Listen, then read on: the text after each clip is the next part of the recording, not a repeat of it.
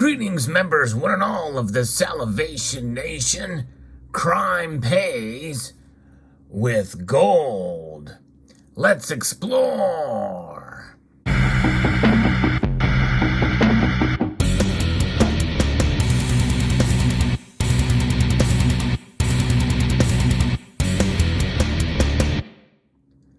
I'm sure most of us have heard the phrase, crime does not pay, but in reality it does.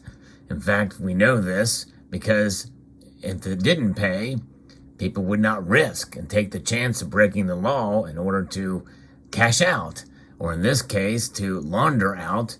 We're referencing a story shared with me by Silver King, gold bars seized from money laundering network.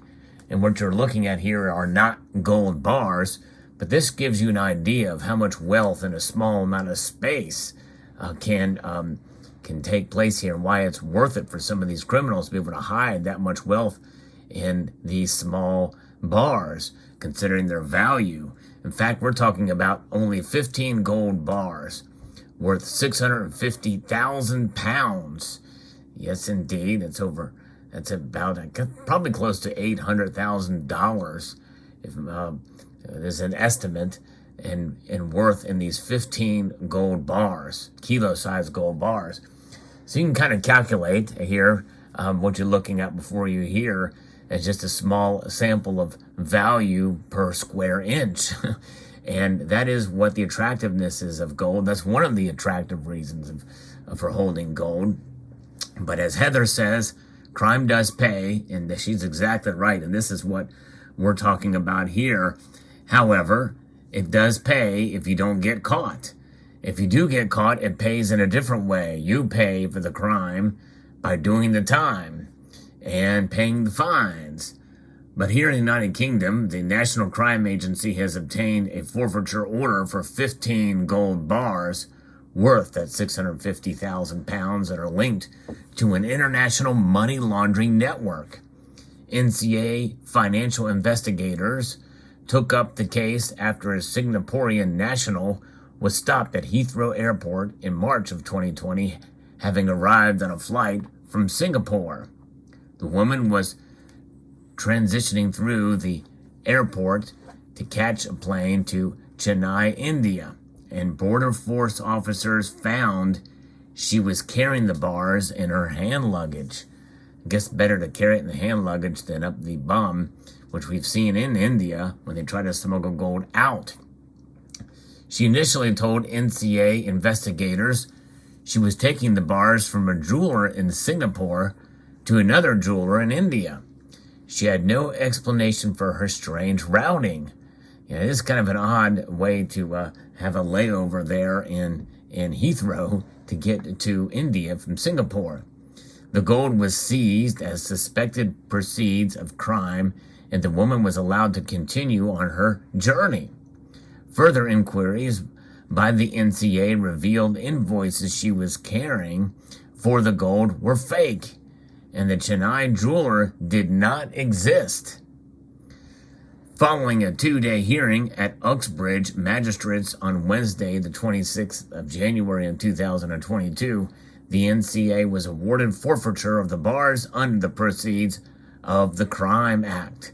So yes, indeed. So in this case, it paid off for the NCA. NCA branch commander Andy Noyes said, "Gold is an attractive commodity for criminals to use to move money because relatively small amounts can have a very high value." Indeed.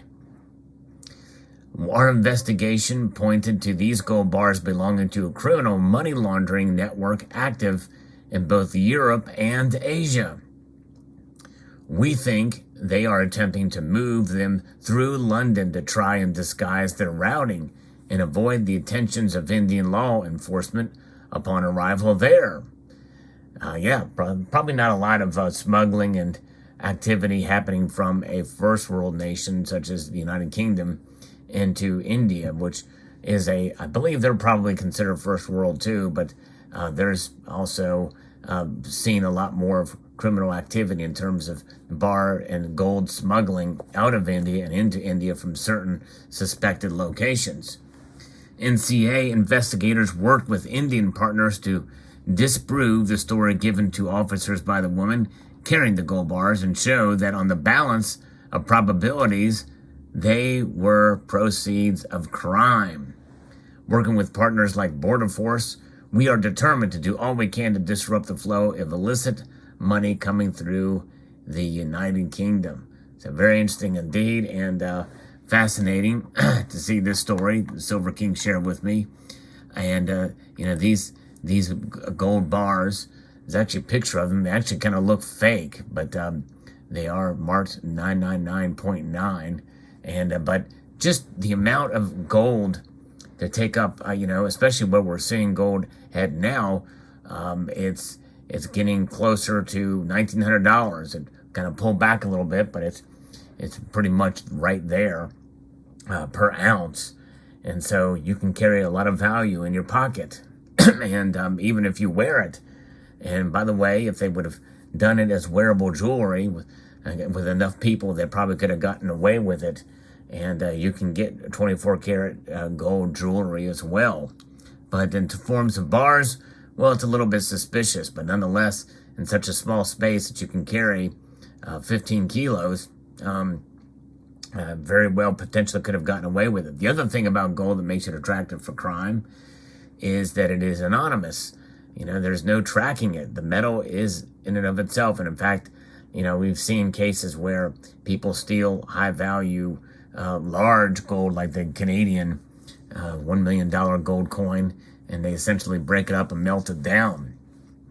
And they were eventually caught, but they could have gotten away with it because gold in and of itself is not trackable. It's not traceable unless you have some interesting way to be able to adjust the alloy so that when it melts, it does not change that alloy, more than likely.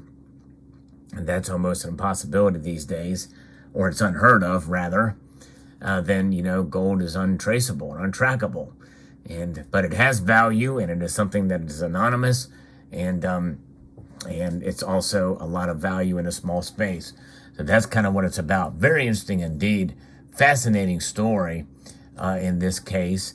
And, I think we'll see more and more of this. But the overall message here is that crime does pay.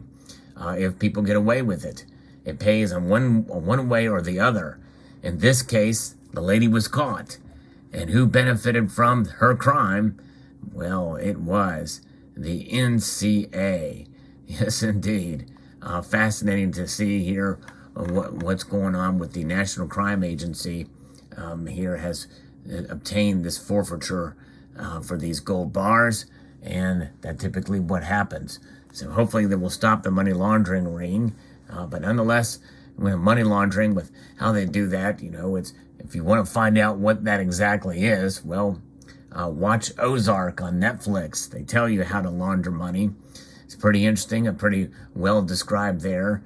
And when you think about how they do that with currency, they kind of try to make it clean that money so it's not traceable by these serial numbers and the like. They literally do take it through the cleaners. And to try to make it untraceable. Gold is untraceable, and it's something that will stand the test of time. But nonetheless, what is the Federal Reserve doing? What are the government doing?